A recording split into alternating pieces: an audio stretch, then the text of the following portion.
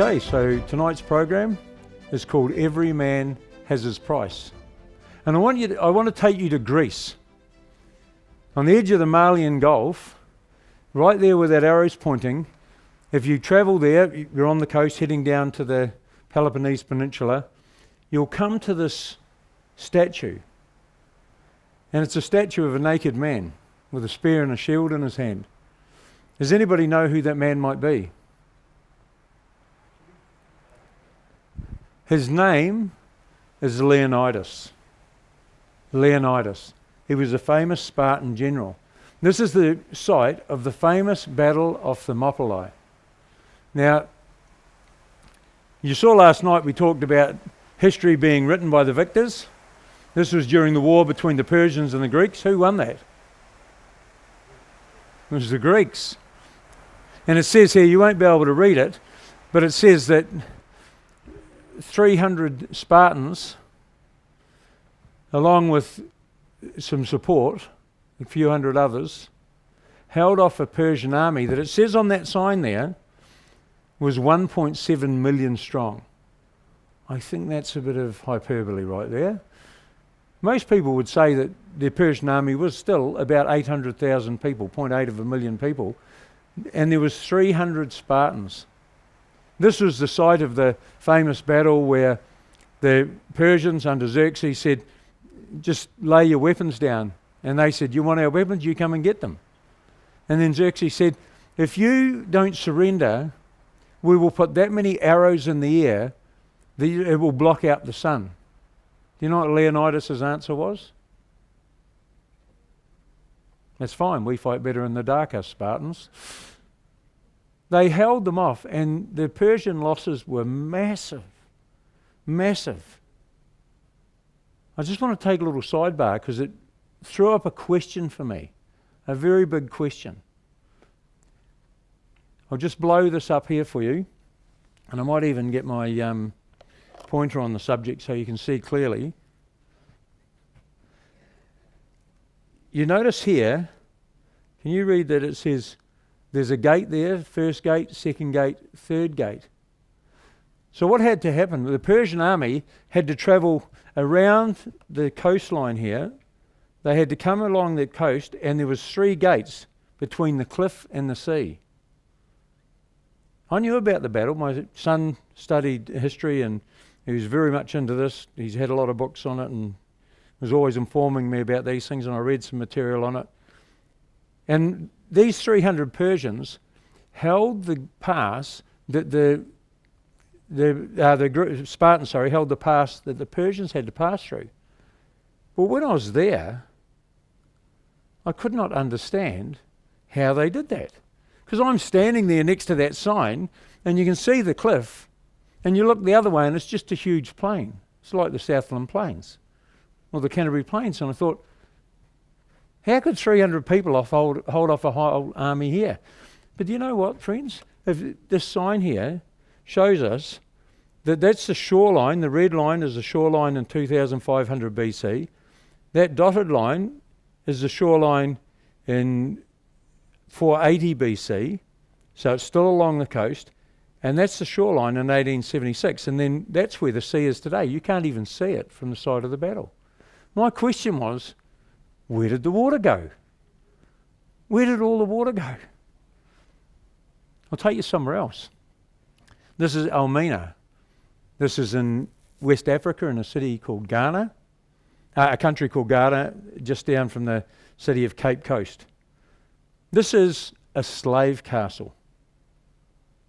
And it'd be one of the most chilling. Everybody said if you're going to Ghana, you have to go to a slave castle. It changes your life. And there's a sign there.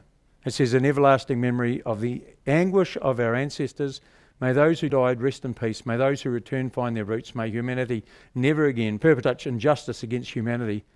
We, the living, view to uphold this. I had a completely wrong view of what happened with the slave trade. I thought people went in there, the Dutch, the Portuguese, and the British, and they just invaded villages and captured people and took them away. It was nothing like that.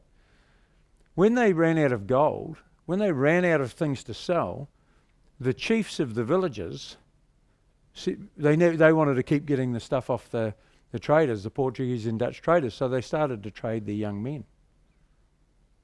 And then people would sell their sons into slavery. They weren't taken captive. I had to speak after being there. It was quite chilling. I had to speak to 400 African people. And I said I'd been to Elmina, and I said quite categorically, I'm not ashamed to be white. I'm ashamed to be a human, that we could do what we've done to other people. And after we'd been through, there was a group of students who were all friendly going in. On the way out, they're just staring at me. I was the only white person for about 3 hours. So, they're all looking at me. It's like, I didn't do it. But everybody was involved. And the slave trade was massive. Just put some costs up here. So in 1850, just the cost of a slave was $400. That's in real terms. It's about $13,000 today, today's money. By 1860, 10 years later, that price had doubled. But if it was a prime field hand, he was worth $1,200, and a skilled slave, one that had skills, was worth $2,000. In 1860, the value of slaves in America was worth between 2.7 and $3.7 billion. Over the 400 years that trade went on, it was north of $12 billion. That's not translated into figures of what it would be worth today. That's the literal amount of what it was worth. It was the biggest trade in the world. Human beings were sold from between $4 to $200. Anyhow, the castle, you notice, is on the coast. It was there for a reason. It's got the old cannons to protect the castle. This is one of the most chilling things they take you to. This is a balcony where the governor would look down into this courtyard where the new slaves were brought in. And he'd pick out one of the young girls to be brought up to his room. If they refused, they were taken into this little room there and tortured. You know the most tragic thing about it? In the middle of this castle, right in the middle of the castle, there's this building here. Do you know what that building is? It's their church. They're doing all of that. And the horrors that they perpetrated on their own people, anybody that broke the rules, they went into a room that they never returned from. They were brutal to their own people. But it's a bit like an American Indian, J.D. Blackfoot, wrote the song that was the biggest selling song in New Zealand in 1974. He says, brown rivers once were blue, now the fish float upside down. Ancestral burial grounds, that's where you built your towns. The smokestacks from your factories, they pollute my sky. You slaughtered all the buffalo and you left me here to die. And all of this you've done in the name of God. God has been given a bad rap by people using his name. But there's another door in this building. And it's this door here where my friend Karen, she's the professor's wife that took me over there. She was going into this room here. It's called the Room of No Return. This is the slave exit to the waiting boats. And the boats would tie up on the side of the castle. That's why it's built in where it is, so that boats could be tied up next to the castle, and then the slaves would be put onto the boat. And once they went through that door there, they never came back. It's chilling. But I opened the door and looked out. I went, how do you pull a boat up there? How do you park a boat next to the wall of the castle? Because the coast's about 200 metres away. I thought, where did all the water go? You know, we've got all this talk about climate change and rising sea levels. We've got a fair way to go. And let's take it to another place. This is Herculaneum. You might recognise it. It's the second place, along with Pompeii, that was destroyed in the eruption of Vesuvius. And these are the merchant sheds where the people fled to try and get on boats. But then the superheated poison gases just struck them all down. They died instantly as the gases hit them. And they're not their original bodies. They've made casts of them. They've made models from ceramics and just from clay, paper mache, whatever. they have all these models of the people they found, but with respect to them, that's not their real bones. What I find absolutely striking is, see where these people are walking? Do you know what that was? That was the wharf. That's where the ships would pull up. The people went there to try and get to safety. I'm going, how's this a wharf? This is a map of modern day Naples. Can you see where the archaeological park of Herculaneum is? That's where the sea is today. That used to be the port. Where'd all the water go? Exactly. What's done in God's name? People bear the name of Christian, but they haven't acted Christian through the history of our world. But isn't that a staggering thing? You can't even see the sea. So every time I travel around the world, I go, where's the water gone? The water that used to be here. Anyway, let's just go back to Leonidas. Leonidas held off the Persians and killed huge numbers of Persian soldiers. The Spartans these were trained fighting men. Most of the Persians were just merchants and farmers. They had no idea about fighting. And you see here, the Apion path around the back, a man by the name of Ephialtes, he betrayed the Spartans, and he led a huge contingent of Persians around the mountains through the Sidon Pass and came in behind them, and they were all exterminated. And do you know why Ephialtes did it? He thought he would gain favour with Xerxes. The tradition has it that they killed him. Didn't do him any good. He was just he thought they were going to win the battle, and he would side with the enemy. Does this name mean anything to you? Benedict Arnold. In America, if you get called a Benedict Arnold, that means that you're perfidious, you're a traitor, you're treacherous. Because what he did, he fought in the Revolutionary War in America, and the President, George Washington, gave him West Point. He was given command of West Point. West Point's still the premier military school in America. But he was secretly negotiating with a British captain called John Andre, and the lady he married was friends with him. He was going to sell out West Point, one of the most important forts, to the British. And when he got found out, he fled, and they caught John Andre, and he was executed. And Benedict Arnold then joined the British Army, and he came back and fought at Saratoga against the people he used to train, the people he used to march with. He fought against his own people. And do you know what he did it for? They offered him £20,000. £20,000 is $1.3 million in today's money, so it's no mean sum. But he sold out his own people for £20,000. This is called every man has his price. And sociologists tell us that every single human being, there's a point where they'll sell out their integrity. There's a point where they'll sell out their loyalty. Every man has a price. That's where that saying comes from. Every one of us has something that we'll surrender our principles for. So they say. Well, this man here, Quisling.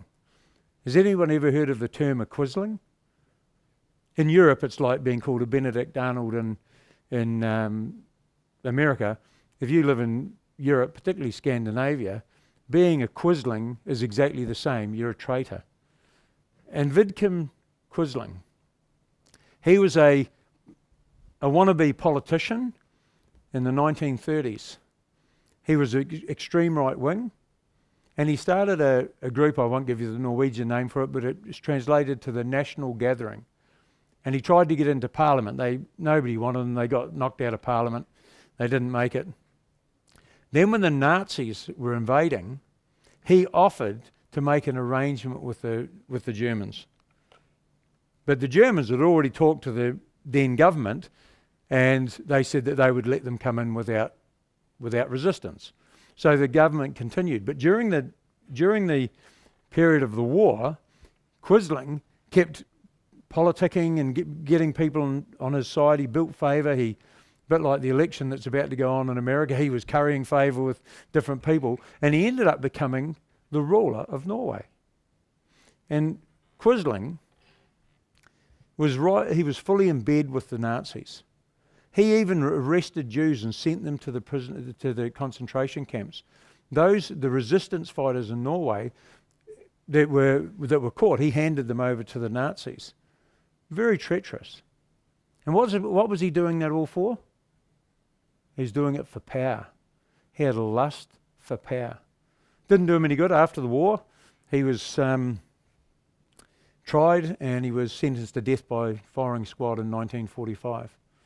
So he died for his troubles. Which brings us to this little guy here. Has anybody ever seen one of those? A Judas goat. If you've ever worked in a meatworks, you would have seen one. The meatworks have a Judas goat or a Judas ram, and it's trained to just walk up the ramp. So they put it in with the other stock, the other lambs, and then it'll walk up the ramp. And when it gets to the top, the guy that's looking after it, its master, opens the gate, lets him out, and the other lambs have just walked to their destruction. It's called a Judas goat. Where does the name Judas goat get its name from? And I don't think the goat's doing it for anything. It's just what he does. I don't think he's not doing it for money or power or fame, but it's just he's been trained to do it. Where does the Judas goat get its name from? Judas Iscariot. And he sold his Lord, the price for him to sell his soul, 30 pieces of silver. 30 pieces of silver. He sold out Jesus Christ. 30 pieces of silver. Let's have a look at a bit of prehistory now, a bit of prophecy. The book of Zechariah is interesting because it said 500 years before this, I said unto them, if you think good, give me my price, and if not, forbear. Give me what I'm worth. So they weighed for my price, how much? 30 pieces of silver. This is an amazing prophecy, friends. We just think, we just read it, but this is staggering. This was written 500 years before the event. How did they know? How could they possibly know the price of a slave? What was the price of a slave in America in 1850? $400. What was the price of a slave in 1860? 800. It was 100% increase, inflation. How could Zechariah possibly know the price of a slave 500 years in the future? How could he know that silver would be the currency of the day, because it wasn't the currency of the day in his day? How could we know what the price of fuel is going to be 5 days in the future, let alone 500 years? It's changing all the time, isn't it? This is an amazing prophecy, friends. But it didn't stop there. He named the price that Jesus would be sold for. But he went on and he said, and the Lord said unto me, cast it unto the potter, a goodly price that I was prized out of them. And I took the 30 pieces of silver and I cast them to the potter in the house of the Lord. When was this written? How many years before Jesus? 500 years, 5 centuries. Think about that. That's 1524. Think about that. Just the Reformation had just started. Martin Luther had not long nailed his 95 Theses to the church door at Wittenberg. That's how long ago it was. Imagine if somebody said back there something would be happening today and getting it exactly right. But this is interesting. He said, I took the price, the 30 pieces of silver, gave them to the potter in the house of the Lord. Matthew 27 says, and he cast down the pieces of silver in the temple and departed and went and hanged himself. Jesus speaking in Matthew 23, the condemnation, it's called the 7 woes on the Pharisees. One of them he says, that upon you may come all the righteous blood shed upon the earth, from the blood of righteous Abel, that's the son of Adam and Eve, unto the blood of Zacharias, the son of Berechias, whom you slew between the temple and the altar. So there's a prophecy that the coins are going to be thrown into the temple.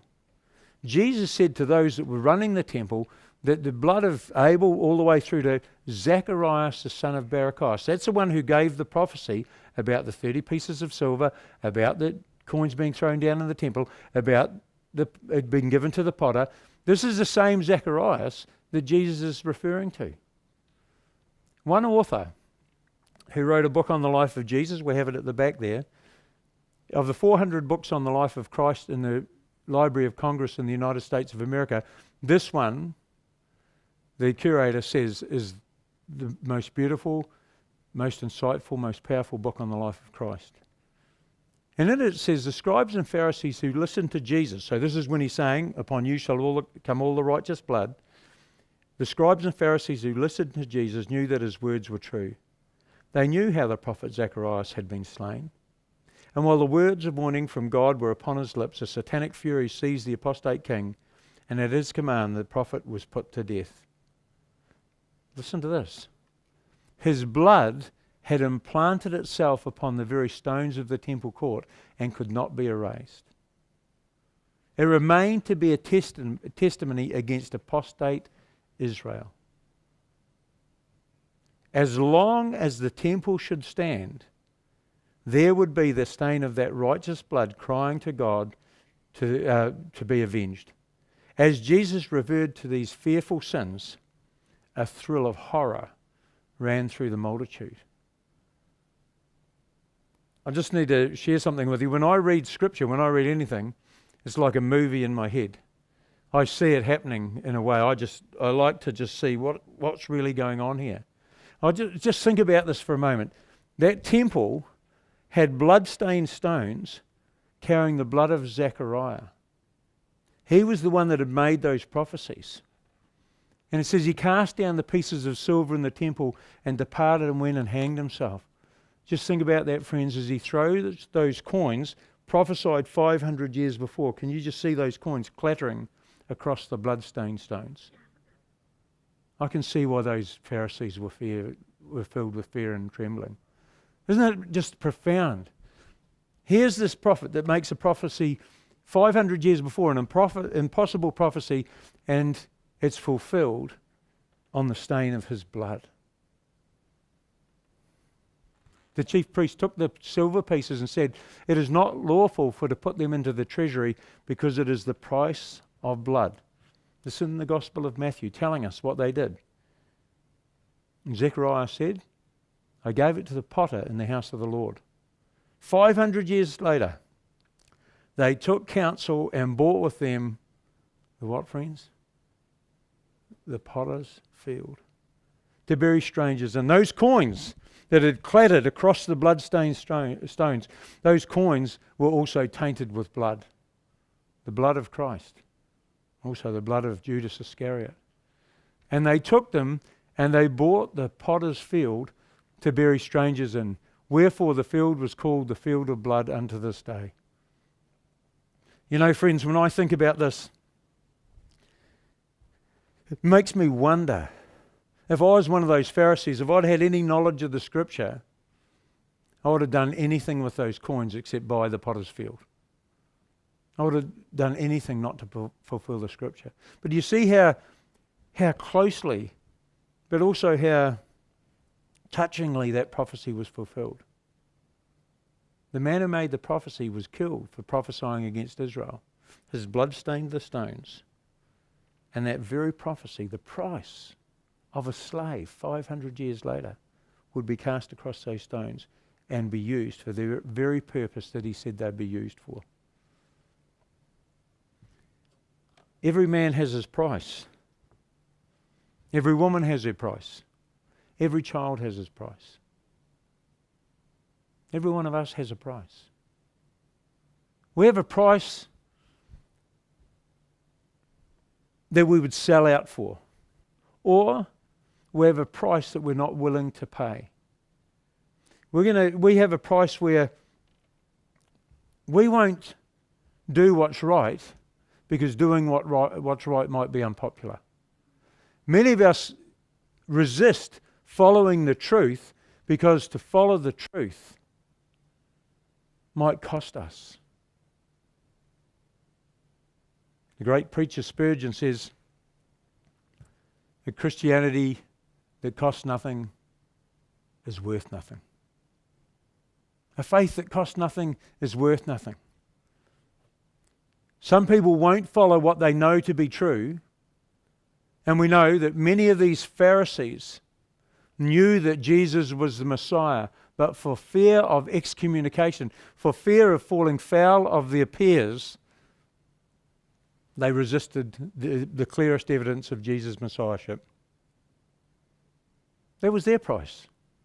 Popularity, acceptance of their peers. And I want us to think about this. Friends. What would hold us back from following what is true? What would hold us back from doing what's right when we know it to be right? Because praise the Lord that you would say that. But you know, many, many people have their price that they're not willing to pay, or the price that they're willing to be bought for. I hope that doesn't apply for any of us. But as we look through history, I've just given you some examples. Ephialtes, back in 300 years before Christ. We can look at Benedict Arnold and the birth of that amazing nation, the United States of America. Africans who would sell their sons for trinkets. Quisling, sold out for power. Judas Iscariot sold out for both. Judas Iscariot thought that by forcing Christ's hand, it would force him to become the Messiah he was looking for. And he also was quite keen on the money. But later on he rejected it. And I want to tell you, friends, as we go through life, the price we've paid, or the price that we've been bought for, will be worth nothing on our deathbed. Let's not regret it. Let's just determine to follow what is right, because it's right, come what may.